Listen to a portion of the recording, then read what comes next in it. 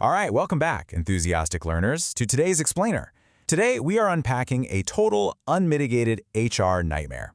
We're talking about the truly chaotic evolution of one of the most bizarre workplace dynamics you'll ever come across. Yep, we're diving into the highly unprofessional, wildly inappropriate relationship between a boss and his temp, which literally spirals into a massive corporate power struggle. So, to really set the stage here, let's kick things off with the ultimate cold open. I mean, just imagine this. You're at a company-sponsored award ceremony, and the person running the whole shebang announces the Hottest in the Office award. And who does he give it to? His deeply uncomfortable temp. Oh, and he caps it all off by calling him, quote, "you sexy thing." I mean, wow. It's basically a masterclass in exactly what you should never ever say at a corporate event, but man, does it perfectly set up our analysis for today. Which brings us right into phase 1, the uncomfortable obsession. Now, this complete lack of boundaries really hits a peak when the boss decides to adopt this totally bizarre prison persona. He literally corners his employee to tell him he'd be the belle of the ball behind bars. And then he finishes it off with a totally inappropriate threat about dropping the soap. Like, it's framed as a joke, sure, but think about it. It firmly establishes an environment where this poor employee is just constantly singled out in the most uncomfortable ways imaginable. And the craziest part? This wasn't just some awkwardness happening behind closed doors. No. The boss actually openly confessed to crossing the line. He explicitly stated, out loud, that he would sleep with his employees simply because the guy had future prospects of owning his own business. It's this wild merge of entirely inappropriate personal desires with an honestly super odd reverence for his employees' career potential. Moving right along, let's look at phase 2, crossing professional boundaries. Okay, you really have to appreciate the sheer absurdity of what happens next. The boss demands his employee come into work early for a supposed emergency.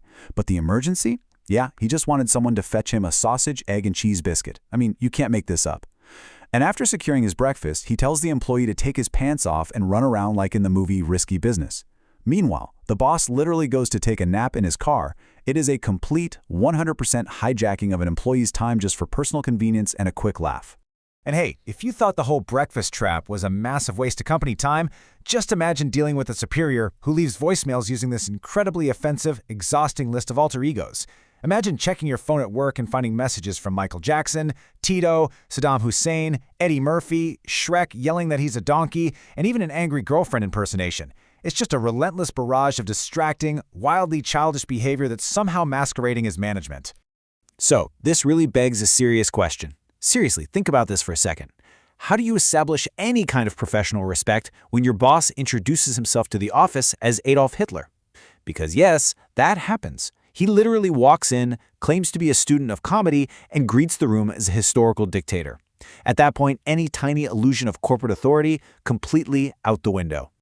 But then, everything flips. Welcome to phase 3, the power dynamics shift. Suddenly, the tables turn entirely. The former temp gets a massive promotion to corporate, returning to his old branch with a completely new status, and he makes it explicitly clear right out of the gate, telling his former boss, "I am your boss now." Boom. The era of inappropriate jokes, fetching breakfast sandwiches, and tolerating those awful voicemails officially declared over. He is finally demanding the respect he was totally denied before.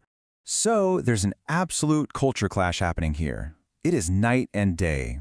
On one side, you have the old guard, a manager desperately needing to be a friend first, boss second, and probably an entertainer third. And on the other, you have the new executive demanding strict respect, locking people into these rigid creative boxes and focusing solely on modern corporate efficiency. It's a total 180-degree turn. Yet, despite this massive promotion, the former boss still desperately tries to hold on to that inappropriate connection. When they're finally face-to-face in this totally new dynamic, he leans in and actually asks if the new boss is catching on to his vibe. He honestly still thinks they're playing this weird game of workplace flirtation, instead of, engaging in a serious executive performance review.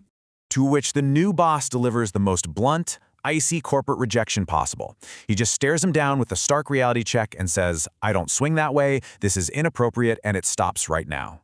Ouch, right? But it is the ultimate professional boundary finally being slammed down. But hold on, because this newfound corporate authority quickly crumbles in what I like to call the PowerPoint disaster. Just listen to this timeline. Minute 1, the old boss interrupts the introduction with a Yoda impression. Minute 3, He doesn't even know how to open the software program. Minute 5, he hits register and forces the entire room to wait 12 excruciating minutes for software updates. And by minute 10, it's revealed he didn't even prepare a presentation at all because he had a rough night. It absolutely exposes a total lack of basic preparation and instantly shatters the new executive's control over his branch. And that leads us perfectly into our final section, Phase 4, beating the stupid computer. So, the battle lines are officially drawn over this hilarious clash of creativity. The new boss tries to put his manager into a logical corporate box, explaining that he is delegating creativity to creative professionals. But the manager completely rejects this, arguing that he is highly creative because he's pitching Mike's Cereal Shack. Yep, a restaurant that will sell literally every variety of cereal you can buy in a store, even though he openly admits he doesn't know how to cook. It is just a fundamental breakdown in communication. Trying to defend his newly bruised corporate ego, the executive attempts to justify his position.